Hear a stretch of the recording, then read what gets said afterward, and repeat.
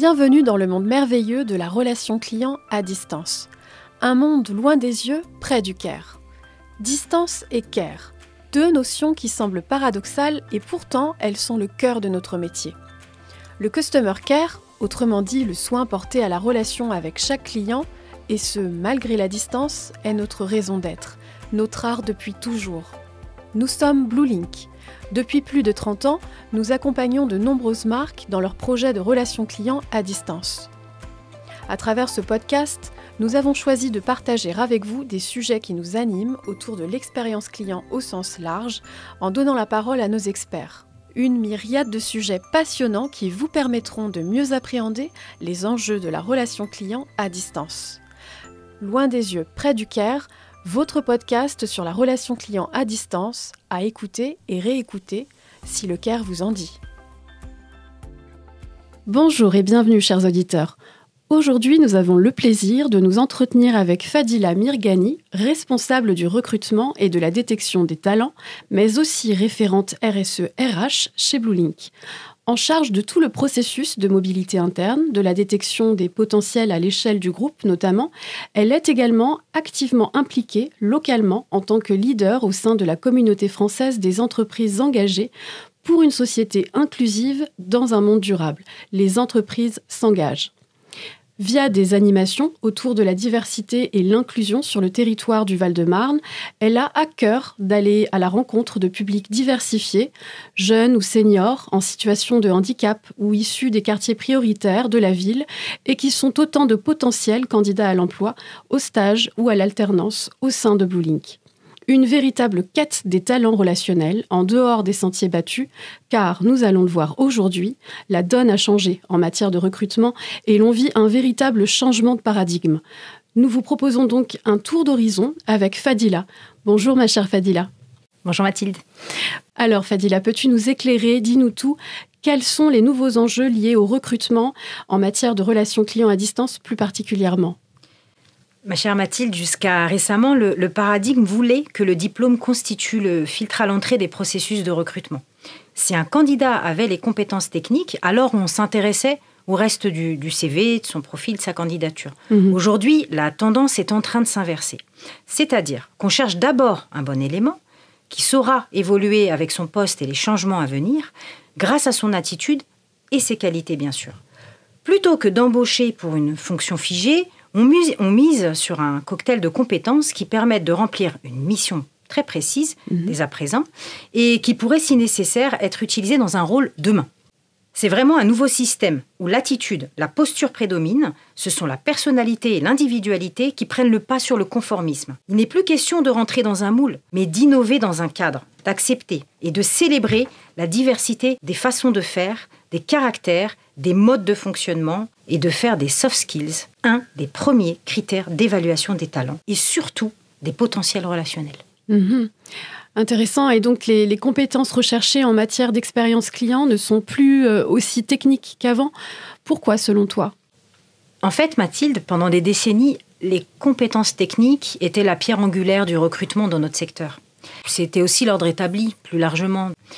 Elle primait sur les compétences dites douces, on entend aussi parler de soft skills. Et ça, c'est parce que les entreprises opéraient dans des environnements relativement stables, standardisés, prévisibles, où la technologie évoluait progressivement, mais dans un rythme moins effréné qu'aujourd'hui, et où les compétences techniques étaient un vrai facteur de compétitivité. Ce temps est révolu. Pourquoi, ma chère Mathilde ? Parce que nous vivons désormais dans un monde qui est devenu VICA. V pour volatile, I pour incertain, C pour complexe et A pour ambigu. Et dans certains environnements, les compétences techniques ont perdu en pertinence parce qu'elles ne constituent plus forcément un avantage. Tu connaissais Alors, VICA ? l'environnement VUCA, oui. Oui, ok, merci très bien, je pensais t'apporter quelque chose, mais bon. Il faut dire aussi que la vitesse fulgurante des transformations technologiques rend les compétences techniques rapidement obsolètes. La durée de validité d'une compétence technique est de plus en plus courte, 5 ans, voire moins selon certains experts dont j'ai lu. C'est ce qu'on voit sur le site du ministère du Travail, en effet. L'automatisation, la robotisation et l'IA rendent la maîtrise de ces hard skills moins stratégiques. On le sait, puisque les machines sont désormais capables d'exécuter un certain nombre de tâches de manière plus fiable que les humains. Oui. Donc les compétences plus transversales, celles qui ne sont pas substituables par les nouvelles technologies, sont désormais le nouveau Graal. Oui, oui. Et pour nous, qui sommes ancrés dans le secteur de la relation client à distance, du care, de l'intelligence émotionnelle, elles sont d'autant plus essentielles. Je dirais même stratégiques aujourd'hui et encore plus demain. Ah, et j'allais y venir justement. Quels sont les scénarios possibles pour demain, justement, pour développer le capital humain et faire face à l'obsolescence des compétences? D'après le ministère du Travail, 50% des emplois vont se transformer. Ah oui. Et jusqu'à 20% pourraient disparaître dans les 10 prochaines années. Tu te rends compte ? Selon certains rapports, ce serait même 85% des emplois de 2030 qui n'existeraient pas encore aujourd'hui. Ah oui. Dans ce contexte-là, il y a 2 scénarios possibles pour que les organisations puissent rester à la page. Premièrement, recruter différemment pour couvrir les nouveaux besoins en matière de relations clients. C'est-à-dire dépasser les notions de CV dans la diversité, aller chercher les potentiels sur le terrain dans la cité avec un C majuscule et dépasser les clichés dans une démarche inclusive et engagée. Deuxièmement, former. Former les collaborateurs aux nouvelles compétences clés au fil de l'eau. Au vu de l'obsolescence des compétences techniques, il faudra forcément investir dans le capital humain de l'entreprise. Cultiver la résilience, la capacité d'adaptation, l'apprentissage continu et tant d'autres soft skills clés. Mais en fait, ces 2 scénarios sont complémentaires.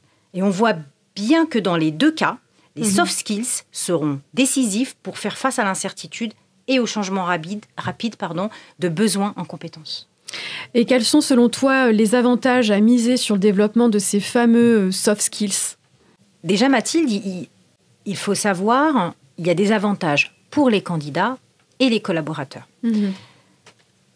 Pour les futurs candidats, comme pour les collaborateurs, comme je le disais, de l'entreprise, le développement des soft skills permet de garder une légitimité face aux technologies. Par exemple, en cultivant les compétences qui ne sont pas robotisables. Je pense, par exemple, aux compétences humaines, relationnelles, la créativité. Ces fameux soft skills dont on parlait tout à l'heure. C'est aussi l'occasion de se former en continu de manière proactive et efficace, de s'adapter avec agilité, quelle que soit la tournure que prendront les événements, et d'être suffisamment autonome et impliqué pour prendre eux-mêmes en main leur propre employabilité. Bien sûr, ça relève pas uniquement de la responsabilité individuelle du candidat ou du collaborateur, mais les entreprises ont aussi un rôle crucial à jouer. Et justement, comment l'entreprise peut contribuer au développement des compétences douces des candidats, des collaborateurs? Comment est-ce qu'elle peut les développer? Très bonne question. En fait, le rôle de l'entreprise, il est double. D'abord, c'est pour moi accompagner les collaborateurs pour leur permettre de développer ces spécificités qui font leur force de manière harmonieuse, en se focalisant sur celles qui sont les plus stratégiques par rapport à leur place dans l'entreprise. Et puis ensuite, c'est assurer que chacun puisse exprimer sa singularité. J'aime bien ce mot-là, singularité, parce que ça détermine vraiment la particularité de chacun, la diversité, le talent. Donc cette singularité qui est librement et dans le respect des autres. Contrairement aux hard skills, une des particularités des soft skills est qu'elles ne fonctionnent pas de manière isolée. Dans un groupe, les soft skills des uns entrent en interaction avec celles des autres pour donner naissance à l'intelligence collective. Pour que l'expression de ces compétences puisse se faire de manière harmonieuse, il faut vraiment insuffler de la bienveillance. En fait, l'entreprise doit faire converger les projets individuels et le projet collectif. Très intéressant. En conclusion, est-ce qu'il y a un message qui te tient à cœur en matière de care? Merci pour cette question. Oui, j'ai un message. Ce que j'ai envie de vous dire aujourd'hui, pour nos chers auditeurs qui nous écoutent, c'est que je crois qu'aujourd'hui, le temps est venu d'embaucher des cœurs plutôt que des cerveaux. On peut appeler ça également des QE pour quotient émotionnel plutôt que des QI pour quotient intellectuel. Voire même des personnalités plutôt que des diplômes.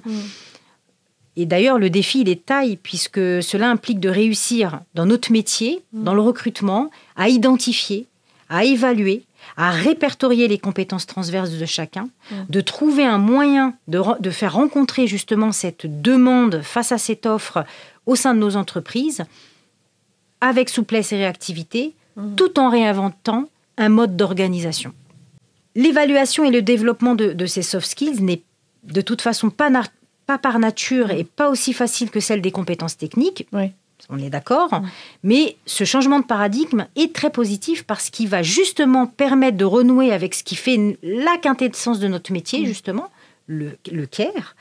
Et je crois que c'est une vocation, un métier, un vrai métier de conviction. Eh bien, ce sera une superbe conclusion.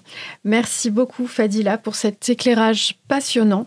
Et merci à toutes et tous pour votre écoute. À très bientôt pour un nouvel épisode de votre podcast Loin des yeux, près du Caire. Merci Mathilde. Loin des yeux, près du Caire est un podcast imaginé et créé par Bluelink. Pour aller plus loin, rendez-vous sur notre site web et sur nos réseaux sociaux.